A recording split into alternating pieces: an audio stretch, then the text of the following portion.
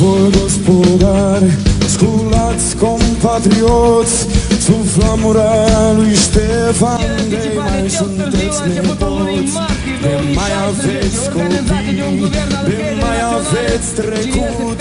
Treziți-vă la viață, nu-i vreme de pierdut. Vă rog să ridicați mâinile sus. Haideți să ne demonstrăm că suntem un popor cu demnitate. Nu vom rezolva nimic dacă vom intra într-o instituție goală. Noi să le satisfacem lor pofta ca noi să ne facem acum cu instituții de stat. Considerăm inacceptabilă decizia guvernanților corupți de a transforma miliardele furate din sistemul financiar bancar al țării în datorie de stat și punerea acesteia pe umerii populației sărăcite. Spălarea celor 18 miliarde de dolari din Federația Rusă prin intermediul judecătorilor corupți. Jaful miliardului din sistemul financiar bancar al țării.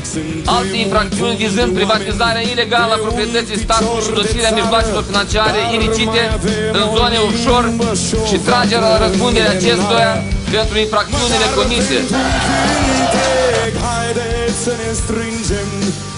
Micule! Micule, ești cu noi! Muncă! Nu uita! Muncă-ne casa ta! Nu uita! Ești un criminal! Ești un criminal! Pur și simplu! Ești colegul meu, dar ești un criminal! Ei răspunde! Pur și simplu de răspunde pentru toate lucrurile care le-ai făcut! Sculați voi gospodari, sculați compatrioți, sub flamura lui Ștefan, de mai sunteți nepoți. Măcar pentru un cântec, haideți să ne strângem, să ne amintim ce-am fost și suntem.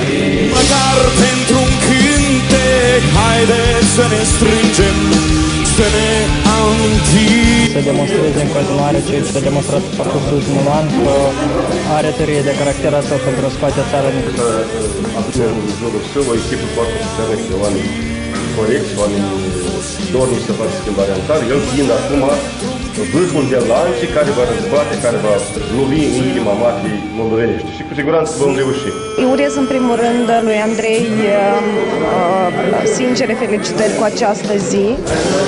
Evident îi doresc rezistență, să aibă toată sănătatea, să poată să parieze toate aceste lovituri, să nu acorde atenția tuturor nimicurilor.